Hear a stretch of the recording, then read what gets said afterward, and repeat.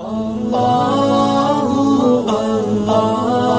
वालेकुम dear brothers and sisters, I am Mohammad Usman Ahmed Qureshi and you are watching Usman Ahmed reaction. उम्मीद करता हूँ कि आप सब लोग खैर खैरियत से होंगे और अपने घर वालों के साथ हंसी खुशी ज़िंदगी गुजार रहे होंगे।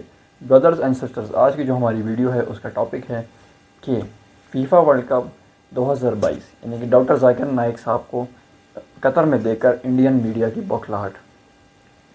तो देखते हैं इस वीडियो में ऐसा क्या बताया गया है। तो मज़ीद टाइम जाके बगैर अपनी वीडियो की तरफ बढ़ते हैं, लेकिन उससे पहले अगर आप हमारे चैनल पर नए हैं और आपने अभी तक हमारे चैनल को सब्सक्राइब नहीं किया तो हमारे चैनल को सब्सक्राइब करें और साथ ही मौजूद नोटिफिकेशन बेल को भी ऑन करें ताकि हमारी आने वाली हर नई वीडियो का नोटिफिकेशन आप तक बआसानी पहुंच सके।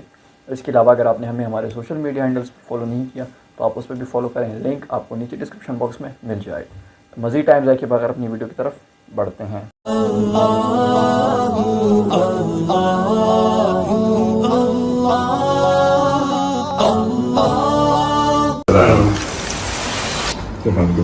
कतर ने फीफा वर्ल्ड कप के आयोजन के दौरान भारत में मोस्ट वांटेड जाकिर नाइक को अपना गेस्ट बनाया। कतर ने इस काम का जो ठेका है वो एनआईए के most wanted Islamic scholar Zakir Naik को दे दिया। नाइक पर भारत में मनी लॉन्ड्रिंग और हेट स्पीच का आरोप है। वही जाकिर नाइक जो हिंदुस्तान का दुश्मन। बिस्मिल्लाहिर्रहमानिर्रहीम, अस्सलाम वालेकुम फ्रेंड, फिर से हाजिर हूँ आपकी खिदमत में एक और स्पेशल वीडियो के साथ। दोस्तों, जैसा कि आपने वीडियो के शुरू में देखा कि जब से फीफा वर्ल्ड कप कतर के अंदर शुरू हुआ है, जब से डॉक्टर जाकिर नाइक साहब को कतर ने इनवाइट किया है, उसके बाद से ही भारतीय मीडिया के पेट में मरोड़ उठना शुरू हो चुका है। और वो मरोड़ इतना ज़्यादा हो चुका है, अब इनको इतनी तकलीफ हो रही है कि जिसका कोई अंदाज़ा नहीं है। चाहे वो रूबी का लियाकत हो, चाहे वो सुधीर चौधरी हो या फिर कोई और हो, सारे के सारे हाथ धोकर डॉक्टर जाकिर नाइक साहब के पीछे और फिर कतर के पीछे ये एक बहुत बड़ी साजिश है। कतर के अंदर फीफा वर्ल्ड कप क्यों हो रहा है, डॉक्टर जाकिर नाइक साहब तो मोस्ट वांटेड है, उनको क्यों इनवाइट किया गया। सो आज ये तमाम क्लिप्स मैंने आज की वीडियो के अंदर डाल दिए हैं। तो बिना किसी देरी के वीडियो शुरू करते हैं। कतर ने फीफा वर्ल्ड कप के आयोजन के दौरान भारत में मोस्ट वांटेड जाकिर नाइक को अपना गेस्ट बनाया। सोचिए जरा, कतर ने एक ऐसे शख्स को फीफा वर्ल्ड कप में रेड कारपेट पर बिछाया जिसको भारत में रेड कार्ड है, जो भारत में कई गंभीर मामलों में आरोपी है। लेकिन इसके पीछे कतर का मकसद क्या था, क्यों उसने किया ऐसा, आप खुद देखिए इस रिपोर्ट में। कतर के कट्टरपंथी कैरेक्टर का एक सबूत ये चेहरा भी है।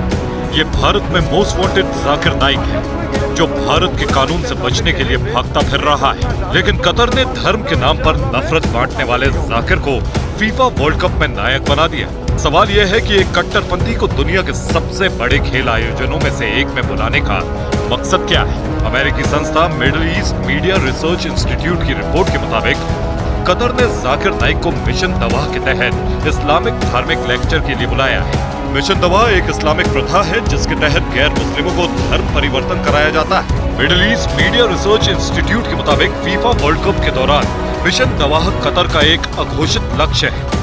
जाकिर नाइक को फीफा वर्ल्ड कप में बुलाए जाने पर भारत सरकार की पूरी नजर है। लेकिन कतर का असली मकसद फुटबॉल वर्ल्ड कप के बहाने फुटबॉल फैंस का इस्लामीकरण करना भी हो सकता है। दरअसल कतर ने इस काम का ठेका एनआईए के मोस्ट वांटेड, फिर से कह रहा हूं, जरा गौर से देखिएगा, सुनिएगा, तस्वीर अभी आपके स्क्रीन पर है।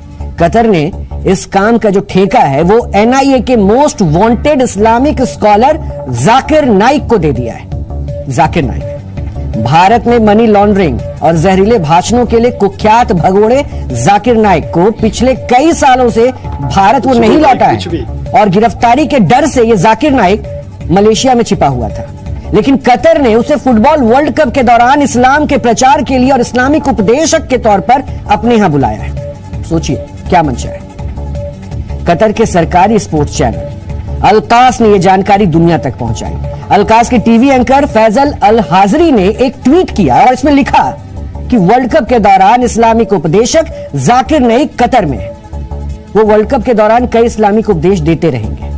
बहुत अच्छी बात है कि एक मुस्लिम मुल्क फीफा वर्ल्ड कप ऑर्गेनाइज कर रहा है, आधुनिकता की मिसाल पेश कर रहा है, बहुत अच्छी बात है। लेकिन मुझे कतर से बात करनी है, एक नसीहत देनी है। वैसे नसीहत तो जाकिर नाइक को देनी चाहिए, लेकिन मेरे बुजुर्ग कहते हैं कि नसीहत उन्हें दिया करो जो जिम्मेदार हो, और जाकिर नाइक जिम्मेदारी के लायक नहीं है। जाकिर नाइक के बारे में कतर के हेड ऑफ स्टेट से मुझे बात करनी है। शेख साहब, आपसे बात करनी है आपके डबल स्टैंडर्ड पर। आपने हिंदुस्तान को तो नसीहत दी, हिंदुस्तान से नुपुर शर्मा वाले बयान पर बड़ी नाराजगी जताई, लेकिन नुपुर शर्मा ने जिस आधार पर वो बयान दिया था, जिस शख्स के कहे पर वो बयान दिया था, उस शख्स का नाम जानते हैं शेख साहब? जाकिर नाइक है।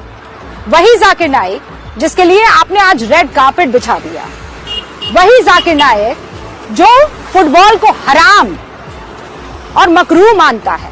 आज उसी फीफा वर्ल्ड कप में आपने उसे अपना मसीहा बनाकर बुलाया। वही जाकिर नाइक जो हिंदुस्तान का दुश्मन है, वही जाकिर नाइक जिससे बहुत सारे आतंकवादी सबक लेते हैं, अपना गुरु मानते हैं। आप इक्वालिटी की बात करते हैं कतर के शेख साहब, लेकिन इक्वालिटी की मिसाल यहां पेश करते आप नजर नहीं आए हैं। हिंदुस्तान एक लोकतांत्रिक मुल्क है, उसे आप सिखा नहीं सकते हैं। और आज आपने ये वाकई उदाहरण के तौर पर पेश भी कर दिया।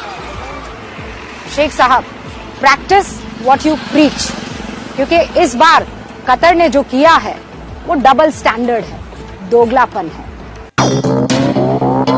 जाकिर नाइक निमंत्रण पर फीफा वर्ल्ड कप 2022 में कतर पहुंचा है। नाइक पर भारत में मनी लॉन्ड्रिंग और हेट स्पीच का आरोप है। रिपोर्ट्स के मुताबिक वो पूरे टूर्नामेंट के दौरान धार्मिक व्याख्यान देंगे। बता दें 2016 के अंत में भारत ने नाइक के इस्लामिक रिसर्च फाउंडेशन IRF को इस आधार पर प्रतिबंधित किया था कि नाइक ने अलग अलग धार्मिक समुदायों और समूहों के बीच दुश्मनी, घृणा और अन्य नकारात्मक भावनाओं को फैलाने के प्रयास में समूह के सदस्यों को प्रोत्साहित और सहायता की थी।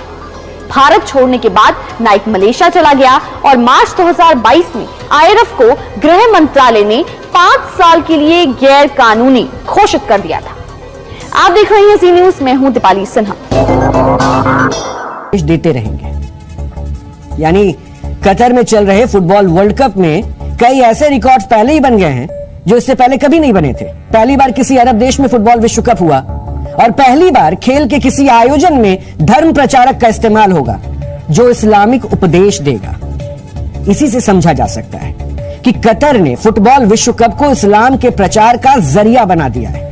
पूरे फुटबॉल विश्व कप में कुल 32 देशों में से केवल 6 देश ईरान, मोरक्को, कतर, सऊदी अरब, सेनेगल और ट्यूनीशिया ही इस्लाम को मानने वाले देश हैं। बावजूद इसके एक विवादित इस्लामिक उपदेशक को विश्व कप में इस्लामिक उपदेश देने का न्योता दिया जाना अपने आप में अजीब बात है। इससे पहले शायद किसी भी बड़े खेल आयोजन में धार्मिक उपदेशकों को किसी धर्म विशेष से जुड़े उपदेश देने के लिए आमंत्रित नहीं किया गया होगा। इस काम के लिए जिसको बुलाया गया है उसकी विशेषता भी आज आपको जाननी चाहिए। इस जाकिर नाइक की भारत में विवादित उपदेश देने वाले जाकिर नाइक की पहली विशेषता है जहरीले भाषण देना। जाकिर नाइक ऐसे भाषण देने के लिए मशहूर है जिनसे किसी देश में दो धर्मों के बीच सांप्रदायिक तनाव पैदा हो जाए, स्थिति खराब हो जाए, माहौल बिगड़ जाए। भारत में जाकिर नाइक ने कई बार ऐसे भाषण दिए जिससे हिंदू मुसलमानों के बीच तनाव बढ़ गया था। उसकी दूसरी विशेषता भी जानिए, मनी लॉन्ड्रिंग। इसमें भी वो माहिर है। दुनिया भर के देशों से गैर कानूनी पैसे लेना और फिर जिस देश में रहते हैं उसे अस्थिर करना भी इसकी विशेषता है। जाकिर नाइक की तीसरी विशेषता है मुस्लिम युवाओं को कट्टरपंथी बनाना। आतंकी गतिविधियों में लिप्त कई मुस्लिम युवाओं ने पूछताछ में कबूल किया है कि वो जाकिर नाइक के भाषणों से बहुत प्रभावित थे और जुलाई 2016 में बांग्लादेश की राजधानी ढाका में 5 आतंकियों ने एक हमले को अंजाम दिया था। इसमें 29 लोग मारे गए थे। इस घटना की जांच में जिन आरोपियों को गिरफ्तार किया गया उन्होंने बताया था कि वो जाकिर नाइक के भाषणों से प्रभावित थे। इसके बाद जब भारत में जांच शुरू हुई तो जाकिर नाइक मलेशिया भाग गया था। जाकिर नाइक की चौथी विशेषता भी अब आपको बताते हैं। उसकी चौथी विशेषता है दूसरे धर्मों को अपमानित करने वाला भाषण देना। यानी दूसरे धर्मों के खिलाफ जाने वाले भाषणों को लेकर जाकिर नाइक की भारत ही नहीं यूके और कनाडा जैसे कई देशों में एंट्री तक बैन है और बांग्लादेश ने तो जाकिर नाइक के भाषणों पर प्रतिबंध भी लगा दिया है। यही नहीं, जाकिर नाइक के जहरीले भाषणों वाले टीवी चैनल पीस टीवी पर भारत, बांग्लादेश, यूके, कनाडा और श्रीलंका में प्रतिबंध है। अब इसकी पांचवी विशेषता जानिए। यह विश्व भर के मुस्लिम देशों में शरिया नियम लागू करने की भी वकालत करता है। तो बिल्कुल नाजरीन, जैसे कि आपने देखा कि ये सारी बातें किस तरह झूठ बना के फैलाई जा रही हैं। हम सबको पता है, जो डॉक्टर जाकिर नाइक साहब को सुनते हैं, समझते हैं, जानते हैं, वो ये कि वो कंपैरेटिव रिलीजन्स के स्टूडेंट हैं और उन्होंने कभी भी किसी रिलीजन को बुरा नहीं कहा, बल्कि उन्होंने कहा कि आप उस रिलीजन में और इस्लाम में सिमिलैरिटीज़ देखें और जो सिमिलैरिटीज़ हैं कम से कम आप उनको तो एक्सेप्ट करें। ये इंडिया में बड़ी उनके ख़िलाफ़ बात हो रही, तो हम इसी हवाले से अगर बात कर लें, देखा जाए जो इनकी जो हिंदू स्क्रिप्चर्स की बुक्स हैं उनमें ये कभी मेंशन नहीं हुआ कि आपकी जो जैसे कि लोग भगवान की पूजा करते हैं, यानी कि आइडल्स बनाते हैं, ये तस्वीरें रखते हैं, उनकी पूजा करते हैं, तो इनकी जो हिंदू अपनी जो इनकी स्क्रिप्चर्स हैं उनमें कहीं ये मेंशन नहीं हुआ कि आप जो है मतलब आइडल्स की जो आप वर्शिप करते हैं वो अलाउ है, या पिक्चर्स की जो वर्शिप करते हैं वो अलाउ है। बल्कि डॉक्टर जाकिर नाइक साहब ने इन्हीं के स्क्रिप्चर से इनको मेंशन करके बताया था कि जो है कि गॉड यानी कि अल्लाह सुब्हानहू व तआला एक है, उसकी कोई तस्वीर, कोई बुत, कोई आइडल नहीं है। और इसी तरह के हज़रत मोहम्मद सल्लल्लाहु अलैहि वसल्लम के बारे में काफ़ी प्रोफेसीज़ बताई हैं कि नाराशंसा के नाम से मेंशन हुए हैं, अहमद के नाम से मेंशन हुए हैं। तो ये सारी चीज़ें, और हम सब जानते हैं जो डॉक्टर जाकिर नाइक साहब को सुनते हैं कि वो इस्लाम का एक तरीके से पॉजिटिव इमेज प्रेजेंट कर रहे हैं दुनिया के सामने। उन्होंने कभी भी ये नहीं कहा कि जो हमारे जो फॉर नेम सेक्स मुस्लिम्स हैं जो कि टेररिज्म में इस्तेमाल करते हैं, तो उन्होंने कहा कि वो टेररिज्म में कि इस्लाम इस चीज़ का दर्स नहीं देता। जबकि उन्होंने भी ये बात बताई कि दुनिया के किसी ऐसी मज़हब में ये बात नहीं लिखी कि अगर आप किसी एक इंसान को, मासूम जान को कत्ल करें तो वो पूरी इंसानियत को कत्ल करने के बराबर है, और अगर एक मासूम जान को बचाएं तो वो पूरी इंसानियत को बचाने के बराबर है। तो ये बात डॉक्टर जाकिर नाइक साहब ने ही बताई थी हमें, यानी कि जो बताई थी कि ये बात कुरान के अलावा दुनिया के और किसी मज़हब में नहीं कही गई। तो ऐसा बंदा कैसे जो है वो हेट स्पीच फैला सकता है। तो आप जान सकते हैं, आप डॉक्टर जाकिर नाइक साहब का यूट्यूब पे भी चैनल मौजूद है, पीस टीवी के नाम से उनका जो टीवी चैनल है, आप वो भी देख सकते हैं। आपको कहीं भी उसमें हेट स्पीच प्रमोट करते हुए नहीं मिलेगी, कहीं भी किसी दूसरे मज़हब की जो तौहीन आमेज़ वो गुफ्तगू नहीं मिलेगी। तो हमें चाहिए कि हम जो है एक तरीके से लॉजिक पेश करें, एक प्रूफ पेश करें। ये पूरी दुनिया को पता है, ये जो सारे जो तंग नज़र लोग होते हैं वही इन चीज़ों पे बिलीव कर पाएंगे, और वही करते हैं ऐसे लोग जो कि क्योंकि ऐसे लोग हकीकत को कबूल करना, हकीकत को एक्सेप्ट करना नहीं जानते, जो कि अपने आप में ही एक बड़ी तंग नज़री यानी कि तंग नज़र होने का सबूत है।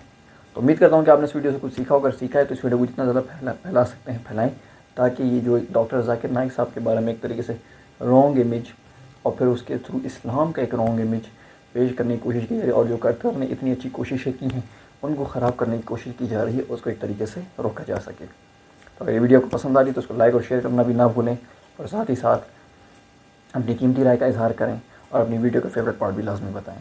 सी यू सून इंशाल्लाह next video. Till that time, अस्सलाम वालेकुम व रहमतुल्लाहि व बरकातहू।